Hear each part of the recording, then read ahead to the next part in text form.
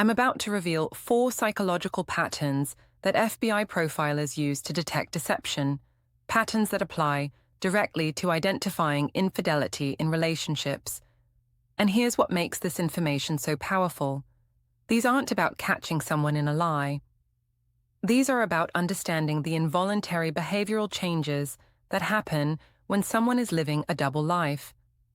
Here's what you need to understand first. FBI profilers don't focus on what people say. They focus on what people do, how they do it, and when patterns change. Because deception, especially sustained deception like an affair, creates cognitive load that manifests in observable behavioral changes. These 4 signs are the most reliable indicators that someone is managing hidden realities. Let me show you exactly what profilers look for. Sign number 1, defensive projection and accusatory reversal. This is one of the most reliable indicators of infidelity that FBI profilers identify, and it's rooted in deep psychology. Here's how it works. When someone is cheating, they become hyper-aware of the concept of infidelity. It's constantly on their mind because they're actively doing it. This creates what psychologists call defensive projection. They start accusing you of the exact behaviors they're guilty of. The cheating partner becomes suddenly suspicious of you. They question where you've been, who you've been talking to, why you're on your phone so much. They accuse you of being distant or secretive. They express concern that you might be interested in someone else. This seems counterintuitive. Why would someone cheating accuse their partner of cheating? But it's a psychological defense mechanism. Here's the psychological mechanism. Guilt creates hypervigilance.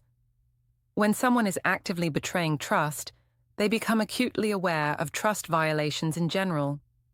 Their own deceptive behavior makes them suspicious of everyone else's behavior. Additionally, accusing you preemptively creates a defense. If you ever suspect them, they can point to their accusations as evidence. You're just saying that because I questioned you first. This is revenge.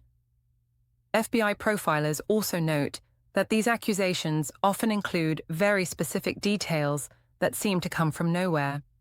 She might accuse you of having feelings for a specific coworker you barely know, or suggest you're lying about specific types of activities. These oddly specific accusations often reveal what she's actually doing. She's describing her own affair in the framework of accusing you. One woman accused her husband of having secret lunch meetings with a female colleague, being inappropriate in text messages, and creating emotional intimacy that crossed boundaries. He wasn't doing any of that, but she was. Every detail she accused him of was exactly what she was doing with her affair partner. Profilers call this confession through accusation. The guilty party describes their own behavior while framing it as suspicion about you. Watch for sudden, unfounded suspicion that seems to come from nowhere. Watch for accusations that are oddly specific despite no evidence. Watch for projection, where she's describing behaviors she's exhibiting while claiming you're the one doing them. This pattern is one of the most reliable indicators that someone is managing guilt through deflection. Sign number 2, cognitive load and the simplification response. FBI profilers are trained to detect cognitive load, the mental effort required to process information and manage multiple tasks simultaneously. When someone is lying or living a double life, their cognitive load increases dramatically. They're constantly monitoring what they've said to whom, what story they're maintaining, what details need to be kept separate. This mental effort leaves observable traces.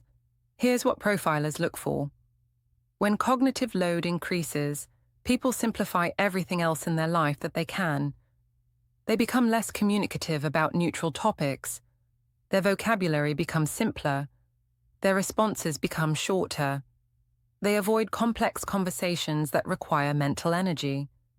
They seem mentally exhausted, despite not having obvious reasons for exhaustion. This happens because their brain is using most of its processing power managing the deception. There's limited capacity left for normal conversation, emotional engagement, or mental complexity. So everything gets simplified to conserve cognitive resources for maintaining the lies. Here's the psychological mechanism. Deception is cognitively expensive. The brain has to maintain two competing narratives, suppress truth while generating lies, monitor for consistency, and manage anxiety about being discovered. This uses enormous mental resources.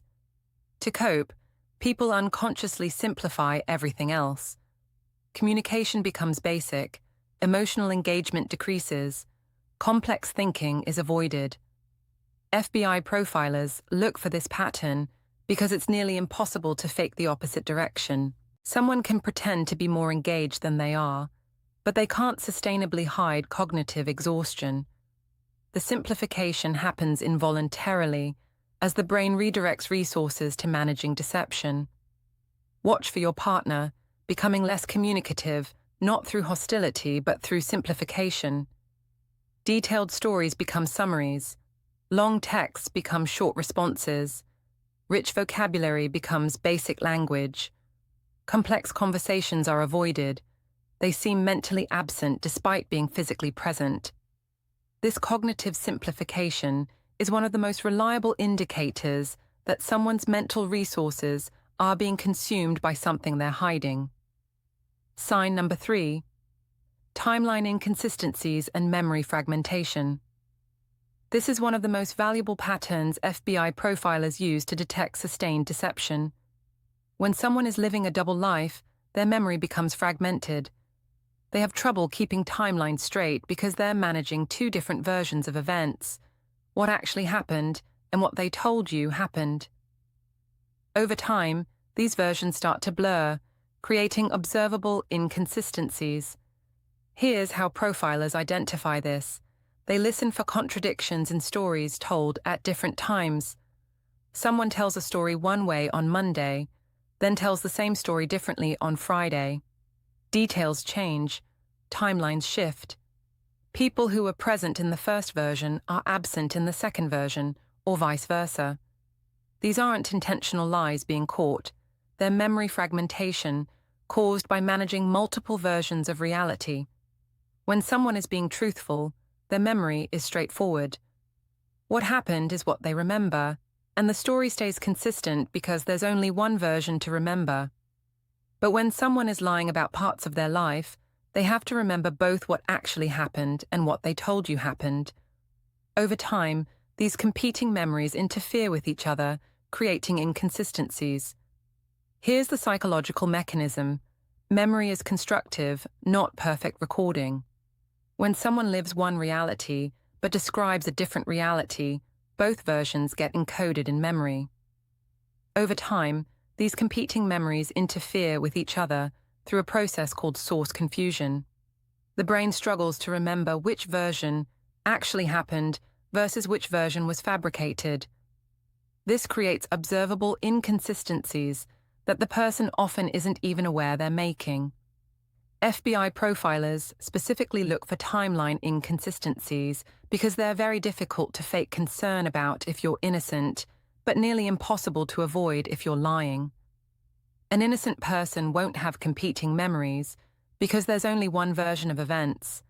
A deceptive person will inevitably create contradictions because managing two timelines perfectly is cognitively impossible over extended periods. Watch for stories that change in the retelling. Pay attention when she corrects herself frequently about when things happened or who was present. Notice if she seems confused about her own timeline.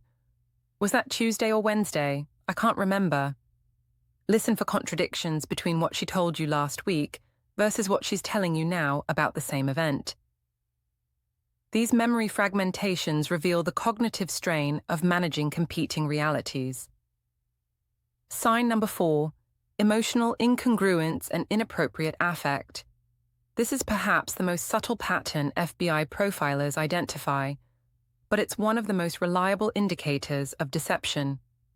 Emotional incongruence means the emotions someone displays don't match the situation or context.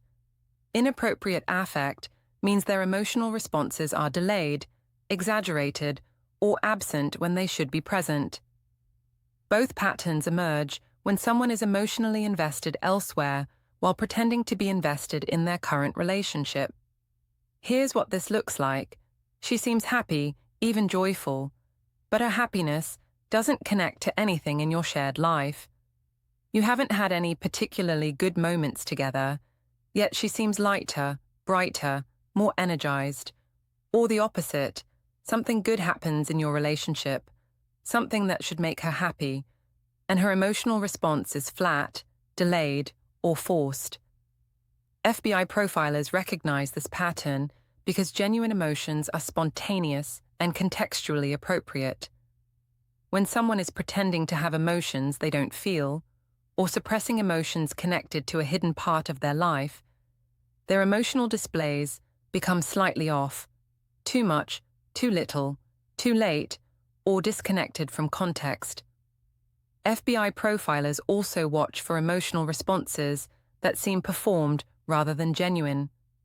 When someone describes a supposedly meaningful event with you, but their facial expressions, tone, and energy don't match the words, it reveals disconnection. They're saying the right things, but not feeling the right things, and that incongruence is observable. Watch for happiness that doesn't connect to your relationship. Notice emotional flatness in response to things that should excite her. Pay attention to delayed reactions. She processes that she should be happy, then performs happiness, but the spontaneous joy isn't there. Observe when her emotions seem like they're coming from somewhere you can't see, when her inner world seems disconnected from your shared outer world.